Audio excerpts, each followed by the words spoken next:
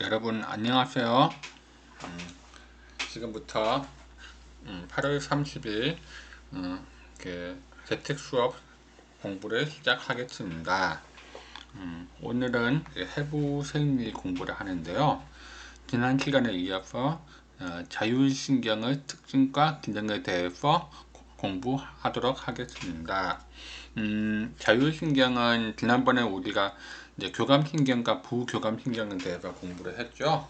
이제 그 연장선상에서 오늘은 자율신경의 특징과 기능에 대해서 함께 공부하도록 하겠습니다. 그럼 오늘 공부할 내용 한번 살펴볼까요? 자율신경의 이제 특징은 5가지를 이제 보통 두고 있는데요. 이제 그 5가지는 이제 하나씩 이제 살펴볼게요. 먼저 이제 자율신경은 불수의적이고 반사적으로 작용한다. 이렇게 얘기를 하고 있고요. 그 다음에 상반신경의 지배를 받는다. 그러니까 교감신경과 부교감신경은 서로 이제 반대적 역할을 하고 있잖아요. 상반된 역할을 하고 있어서 상반신경의 지배, 이렇게 자율신경의 특징을 규정하고 있고요. 그 다음에 이제 긴장성 지배, 그러니까 서로 전혀 다른 역할을 하는 두 신경이 서로 균형을 이제 이루기 위해서는 이제 긴장성 지배를 이제 하나의 자율신경의 특징으로 보고 있습니다. 그다음에 신경절 구성, 이제 요건 왜 중요하냐면 신경절을 경계로 해가지고 중추신경에서 신경절까지, 그다음에 신경절에서 표적기관까지 좀 달라요. 신경 전달 물질이. 그러니까 그 다른 것이 어떤 자율신경의 특징이라 할 수 있기 때문에 이렇게 얘기했고요. 그다음 자율신경은 특정 약물에 굉장히 민감하게 반응을 하거든요. 거기에 대해서도 뒤에서 자세하게 다루도록 하겠습니다. 이제 먼저 이제 첫 번째 불수의적 반사적 작용이다 이렇게 했는데, 불수의적이라는 얘기는 우리가 이제 우리의 의지와 관계없이 작용하는 것을 의미하겠죠. 그다음에 반사적이라는 것도 마찬가지로 이제 그러니까 어떤 자극이 오면은 그것을 우리가 생각하기 전에 반사적으로 먼저 작용을 하는 거예요. 그러니까 어떤 우리의 의지와 관계없이 자율신경은 이제 작용을 하고 있고, 다만 이제 우리가 정신적인 감동을 이렇게 받았을 경우에 반사적으로 흥분하는 모습을 많이 볼 수가 있는데, 뭐 가령 음악을 듣는 것, 음악을 듣고 너무 감동을 받으면은 이제 거기에 대해서 몸이 떨릴 수도 있는 거고, 그 다음에 좋은 잔잔한 음악을 들으면은 좀 흥분이 가라앉혀지면서 이제 불면증을 치료하는 그런 효과를 볼 수도 있을 거예요. 또 반면 스트레스 받으면 또 소화가 안 되는 그런 현상이 일어나기도 하죠. 이 모든 것이 이제 우리의 상관없이 스스로 몸이 자율적으로 작용하고 있다는 그렇게 의미로 받아들이면 될 것 같습니다. 다음으로 상반신경의 지배. 내장의 생리적 조절은 대체로 이제 교감신경과 부교감신경이 서로 기량작용에 의해서 통제를 하고 있는데, 여기서 말하는 기량작용은 이제 서로 상반된 그런 그 두 개의 것이 서로 힘겨루기를 통해서 이제 균형을 유지하는 걸 의미를 하고 있거든요. 그래서 이제 그런 교감신경과 부교감신경이 서로 기량작용을 해서 이제 통제를 하고 있다. 그래서 이제 상반신경은 지배를 받는다는 뜻이고, 또한 이제 신경이 한쪽 신경이 이제 흥분을 촉진하게 되면 다른 쪽 신경은 반대로 이렇게 흥분을 억제하기 때문에 어떤 기관 상황에 따라서 이제 기관 활동이 더 항진될 수도 있고, 그 다음에 또 억제가 될 수도 있는 그런 역할을 하는 것이 자율신경의 특징이다 할 수 있습니다. 이런 자율신경의 이제 기상적 이중 지배는 신경 섬유 말단에서 분비되는 신경 전달 물질이 서로 다르게 내장 기관에 미치기 때문에 일어나는 현상인데, 거기에 대해서는 뒤에서 신경 전달 물질에 대해서는 뒤에서 좀 더 자세하게 저희가 알아보도록 하겠습니다. 세 번째, 긴장성 지배. 이것도 자율신경의 특징으로 두고 있는데요. 교감신경과 부교감신경은 항상 일정한 정도의 흥분, 즉 긴장 상태를 유지하면서 각 기관을 지배하고 있어요. 그래서 이제 긴장성 지배가 자율신경 특징이라 할 수 있는데, 그 두 신경의 긴장 정도에 따라서 기관 기능 적절하게 유지가 되고 있어요. 각 장기에 유한이 되고 수축되고 하는 것은 모두 자율신경의 어떤 작용에 의해서 이루어지고 있다, 이렇게 이해하시면 될 것 같습니다. 그다음 자율신경은 이제 신경절 구성 이렇게 되어 있는데, 신경절은 이제 그러니까 중추신경에서 말초신경으로 가기 전에 하나의 신경 마디가 있거든요. 그 마디가 있는데, 그 마디는 이제 기본적으로 자율신경은 원심성 섬유예요. 그러니까 중추신경에서 어떤 혹각이, 그러니까 표적신경까지 그렇게 신경 전달이 되는 그런 건데, 그거는 이제 중추신경은 전지에서 이제 갈라져 가지고 촉각기까지 가는 운동신경의 성격을 띠고 있습니다. 그다음에 중추신경에서 이제 표적기관인 장기에 이르는 도중에 반드시 한 번씩 이제 거치는 시냅스를 신경절이라고 하는데, 이런 신경절을 자율신경에서 되게 중요한 그런 신경들을 경계를 해서 이제 교감신경과 부교감신경 각각 서로 좀 다른 신경 전달 물질을 갖고 있는데, 이거 뒤에서 다시 설명하겠습니다. 그 다음에 자율신경은 특정한 약물에 이렇게 민감한데, 교감신경은 보통 아드레날린에 흥분을 하고요. 그 다음에 아트로핀에 의해서 마비가 됩니다. 그 다음에 우리가 담배를 피울 때 니코틴은 이제 시냅스를 흥분시키거든요. 그래서 그런 시냅스 흥분에 길들여지게 되면 담배를 끊을 수가 없게 되는 거죠. 이제 여기서 말하는데 아트로핀이라는 물질이 좀 여러분한테는 좀 생소하죠. 아트로핀에 대해서 제가 한번 좀 살펴봤는데, 아트로핀은 이제 부교감신경 차단제 계열의 약제래요. 만약에 수술을 할 때 이제 그러니까 점막에서 침이 너무 많이 나오면 수술하기 힘들잖아요. 특히 이제 그런 치과 수술도 있을 거고 여러 가지 이제 관련 침이 이제 분비되면 안 되는 그런 수술을 할 경우에 이제 아트로핀을 이렇게 투여를 하게 되는데, 우리가 타액은 이제 부교감신경에 의해서 이렇게 되는데, 그 부교감신경을 억제하기 위해서 아트로핀을 주입한다고 합니다.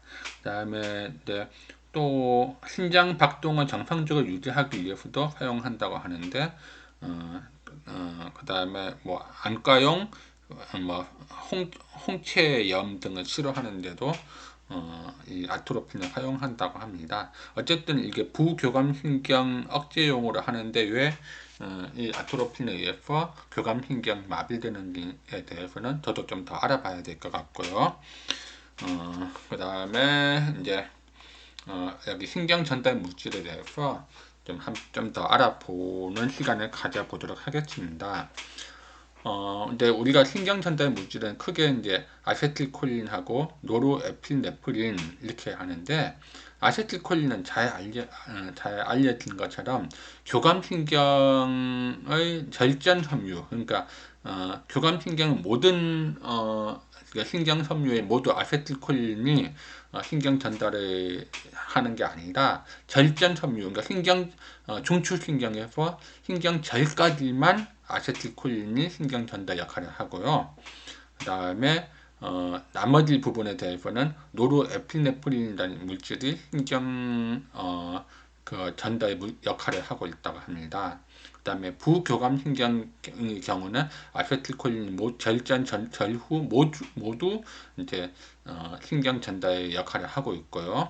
그래서 이런 아세틸콜린에 의해서 전달되는 신경을 콜린 동작성 신경이라 하는데, 앞에 말하는 콜린은 아세틸콜린의 글자 콜린입니다. 그러니까 콜린에 의해서 이제 동작하는 신경 해서 콜린 동작성 신경이라 하고요. 다음에 에피네프린 이렇게 되어 있는데요. 참 말이 어렵죠. 그러니까 한번 노르는 뭐냐면 노멀이라는 뜻이에요. 노멀 하면 전형적인 뭐 그런 의미겠죠. 예, 그런 그거 에피네프린은 뭐냐면은 음, 그, 여러분 그 교감신경 아까 나왔을 거예요. 아마 아드레날린. 아드레날린을 에피네프린이라 하거든요. 근데 에피네프린에서 에피 앞에 에피가 뭐냐면 뭐뭐 위에 그런 의미예요. 그리스어라 어인 것 같더라고요.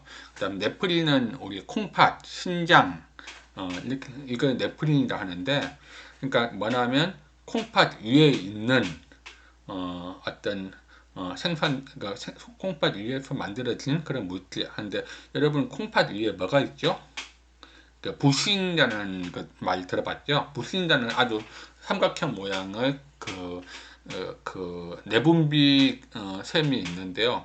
그 삼각형 물질의 내분비 샘에서 그 내분비 안에 있는 그 부신법 그 분비되는 게 아드레날린하고 노르에피네프린이라는 물질을 분비를 하고 있어요. 전체 보통 80%는 아드레날린을 분비하고 20%는 노르에피네프린인데, 에피네프린은 아까 제가 그 아드레날린인데 했잖아요. 그러니까 아드레날린 이렇게 이런 의미인데, 노르에피네프린은 아드레날린과, 그러니까 전형적인 아드레날린, 그러니까 아드레날린과 역할이 비슷한 역할을 하는 그런 물질로 알려져 있어요. 네, 그래서 아드레날린과 비슷하지만 아주 같지는 않은 그런 성격의 물질로 이해하시면 될 것 같아요. 어쨌든 이런 노르에피네프린은 이제 교감신경의 절후 섬유, 그러니까 교감신경에서 신경절 이후의 화적기관까지 이르는 그런 섬유가 노르에피네프린, 그러니까 좀 흥분시키는 그런 역할을 하기 위한 거겠죠. 그래서 아드레날린 동작성 신경이라 하는 것도 그런 이유 때문입니다. 예, 다음에는 이제 자율신경 모식도라 해가지고요. 이제 그런 자율신경이 어떠한 기능을 하고 있는지, 이제 교감신경과 부교감신경을 서로 이제 좀 비교하면서 알아볼 수 있는 시간을 가지는데, 이 그림에서 보시다시피 이제 왼쪽에 있는 부교감신경은 대부분은 미주신경이에요. 여러분 미주신경 들어보셨죠? 그 12개의 뇌신경 중에서 10번째 그 신경을 미주신경이라 하죠. 그 미주신경은 뇌신경인데, 그 뇌에서 이제 생긴 여기 나와 있죠. 여기 그림에서 나와 있지만 요 뇌신경에서 이제 여러 각 장기에 뻗어 있는 부교감신경 역할을 하고 있고, 교감신경은 대부분 우리 척추에서 나와 있는 신경이에요. 그러니까 천추, 미골, 이제 경추에서 일부 1, 2, 3번이겠죠. 1, 3번, 그 다음에 천추 대부분, 그 다음에 미추까지, 이게 부교감신경이고 나머지는 다 교감신경이에요. 그런 역할을 하고 있는데, 그럼 지금부터 각 기관별로 교감신경과 부교감신경이 어떤 역할을 하고 있는지에 대해서 살펴보도록 하겠습니다. 먼저 홍채. 우리 홍채는 우리 눈에서 빛을 받아들이는 조리개 역할, 카메라로 틀면 조리개 역할을 하고 있거든요. 홍채가 확장되면 빛을 많이 받아들이고, 홍채가 이제 축소가 되면은 빛을 적게 받아들이는 역할을 하는데, 교감신경은 이제 동공을 확대하고 부교감신경은 동공을 축소시켜서 빛을 적게 받아들이는 역할을 합니다. 예, 모양책은 이건 수정체를 의미하는데, 이제 멀리 있는 점을 위해서 이제 이완을 시킬 때는 교감신경 작용을 하고, 가까이 있는 점을 위해서 이완을 할 때는 부교감신경 작동을 하는데, 우리가 이제 원시 근시 할 때 근시들 많은 이유는 부교감신경 역할을 제대로 못하기 때문 아닐까 이런 생각해 봅니다. 누선은 이제 눈부심을 얘기하는 거죠. 네, 교감신경은 이제 눈물의 분비를 억제를 하고 부교감신경은 눈물의 분비를 촉진합니다. 우리가 어떤 슬픔을 느꼈을 때 눈물을 흘리게 되면은 이상하게 마음이 안정이 되는 그런 역할을 하는 것도 부교감신경 작동하기 때문인데요. 우리가 안구 건조증 이런 거는 이제 교감신경이 너무 이제 부교감신경보다 강한 이제 작용을 하기 때문에 그럴 수 있기 때문에 일단 부교감신경을 좀 자극해서 안구 건조증을 치료하는 그런 방식도 생각해 볼 수 있을 것 같습니다. 다음에 심장에 대해서 좀 살펴보면은 심장에서는 교감신경은 이제 심장의 수축과 그다음 강도, 그다음에 박동수를 증가시키는 역할을 하는 반면에 부교감신경은 심박동수는 이제 감소시키는 역할을 하는데 심장의 수축 강도는 이제 부교감신경이 관여를 하지 않는다고 합니다. 그 다음에 심장에 붙어 있는 관상동맥은 이제 확장을 시킴으로써 심장의 힘을 더 강하게 하는 그런 역할을 교감신경을 하는 반면에 부교감신경은 수축을 시킴으로써 균형 유지하려 하고 있고요. 안면 혈관을 교감신경 수축을 하고 이제 부교감신경은 확장을 한다고 하는데 이게 어떤 의미를 지는지는 제가 좀 더 좀 생각을 좀 해보고 살펴봐야 될 것 같아요. 아직까지는 제가 여기 대해서 잘 모르겠고요. 그 다음에 폐는 기관지를 넓힌다, 기관지를 좁힌다 이렇게 되어 있죠. 네, 기관지를 넓히게 함으로써 뒤에도 이제 기관지에 대해 나오는데 기관지를 넓히게 되면 공기가 좀 더 많이 들어오고 기관지를 좁히면 공기가 적게 들어오고 그러니까 호흡을 좀 많이 하게 됐던 교감신경 작동하고 호흡을 좀 이렇게 적게 할 때 조절할 때는 안정된 호흡을 많이 할 때 운동을 할 때는 교감신경 작동하지만 이렇게 휴식을 할 때는 부교감신경 작동을 해서 어떤 그런 기관지를 넓히고 좁히는 역할을 담당하고 있습니다. 다음에 말초혈관이라는 것은 우리가 이제 어떤 모세혈관 이렇게 생각하면 되는데 어떤 말초혈관에서 이렇게 교감신경은 말초신경을 수축하는 역할을 한다 하고 부교감신경은 말초혈관의 수축 이완에 대해서는 관여하지 않는다고 합니다. 말초혈관의 수축에 대해서는 그 수축이 주는 의미에 대해서는 저도 잘 모르겠어요. 그건 제가 좀 더 살펴보도록 하겠습니다. 그 다음에 기관지는 아까 폐에 대해 얘기를 했고 그 다음에 위소장 평활근, 위소장 관략근 이렇게 나와 있는데요. 위소장 평활근은 이렇게 연동 운동을 하는 거예요.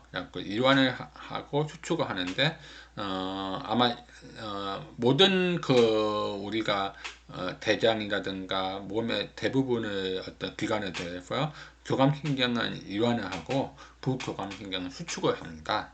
그래서 이완과 수축을 서로 이제 계속 반복하는데 이게 이제 교감신경과 부교감신경이 작용하기 때문입니다. 반면에 이제 위소장 관략근이 있는데 이 관략근 역할은 뭐냐면은 우리 그 음식물이 연동작용에 의해서 지나가는데 그것을 역류하는 경우가 간혹 생기잖아요. 그 역류하는 걸 막아주는 역할을 하는 게 관략근이다 하더라고요. 그 관략근을 이제 수축시키는 게 교감신경이고 부교감신경은 관략근에 대해서는 이제 관여하지 않는다고 합니다.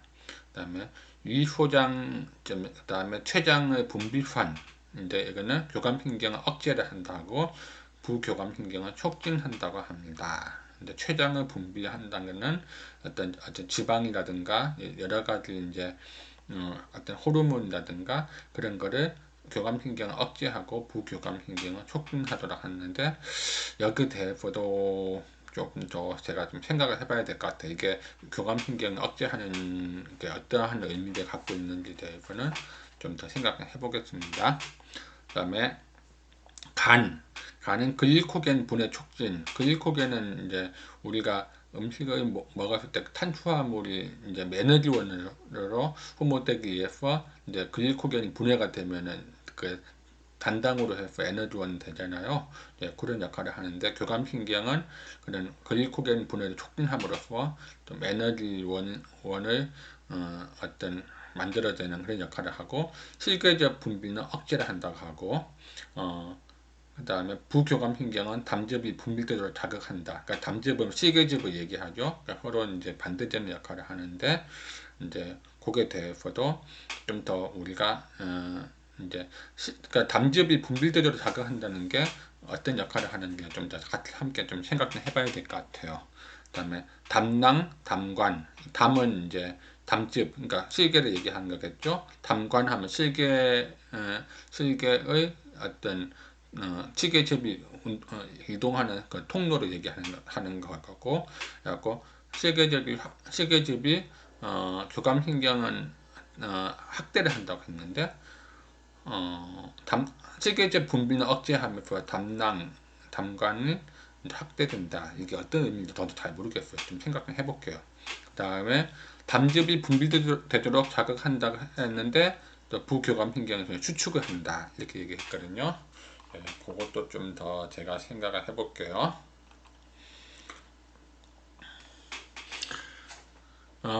대장은 이완 후축, 이것도 아까 위장 소장과 같은 맥락에서 보면 될 것 같고, 타액환 억제 촉진. 근데 타액환을 왜 교감신경 억제를 할까요?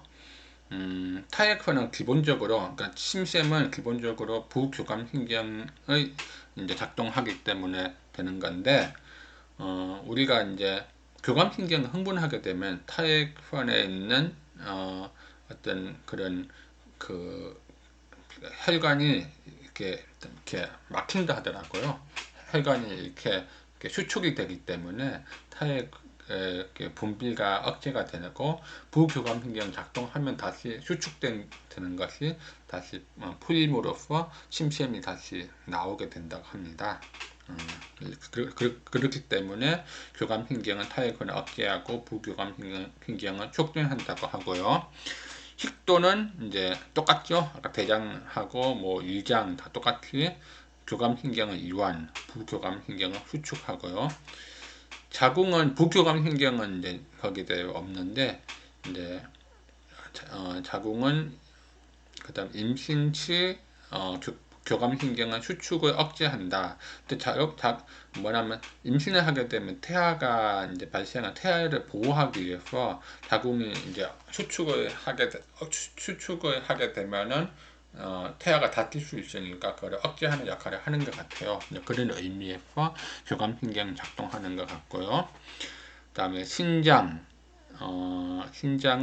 혈관 수축, 그다음에 뇨 형성 감소, 그 교감신경하고, 부교감신경은 신장에 대해 혈관 수축이나 뇨 형성에 미치는 영향은 없다고 합니다. 그다음에 부신이란 아까 얘기했죠. 심장 바로 위에 있는 삼각형 모양의 어떤 내분비샘을 이제 얘기하는데, 그 수질은 안쪽에 있는 거고요. 피질은 바깥쪽에 있는 건데, 각각 이제 다른 물질을 분비하고 있다고 합니다. 그러니까 부신 수질은 에피네프린, 노르에피네프린을 분비한다. 에피네프린은 아까 말한 아드레날린이다 얘기했죠. 그러니까 노르에피네프린은 아드레날린과 유사한 그런 성분을 갖고 있는 그런 물질이고, 네. 근데 부교감신경은 부신에 대해서는 전혀 관여하지 않습니다. 네. 다음번 볼까요? 이제 방광벽 하는데, 방광벽은 이제 마찬가지로 교감신경은 근을 이완시키고, 부교감신경은 근을 수축합니다. 앞에 모든 장기가 다 같죠. 근데 방광내 이제 관략근 또 반대로 또 움직이나 봐요. 그래서 교감신경은 관략근을 닫히게 하고, 부교감신경은 관략근을 열리게 합니다. 그다음에 한선이 뭐죠? 땀샘을 얘기하죠. 땀샘에서 교감신경은 땀을 이렇게 흘리게 하는 땀의 분비를 촉진하는 반면에, 부교감신경은 땀샘에 대해서는 관여하지 않는다고 합니다. 그 다음에 이제 임모근 이렇게 되어 있는데, 임모근이 뭐죠? 처음 들어보죠? 예, 임모근은 이제 여러분 이제 솜털 있잖아요. 그러니까 피부에 나 있는 솜털을 이렇게 잡아주고 잡아주는 아주 작은 미세한 그런 근육이라고 보시면 될 것 같아요.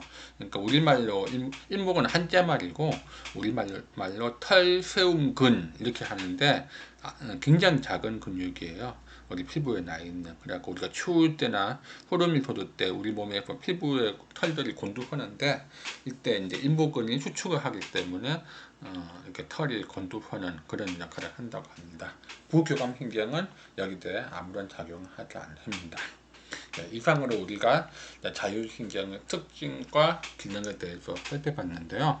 이렇게 살펴보다 보니까 이제 자율신경 기능에 대해서 좀 저도 몇 가지 너무 많다 보니까 기능이 하나씩 좀 살펴보고 찾아봐야 되는데 그러지 못한 것에 대해서 좀 여러분께 좀 죄송하다는 말씀 드리고 싶고 이 부분은 제가 좀 더 공부를 할게요. 해가지고 어떤 자율신경 작용하는데 어떠한 기관별로 어떤 역할을 하는지에 대해서는 제가 좀 공부를 해서 나중에 이제 같이 함께 공부할 때 이 부분에 대해서 좀 자세하게 제가 설명을 좀 해드리겠습니다.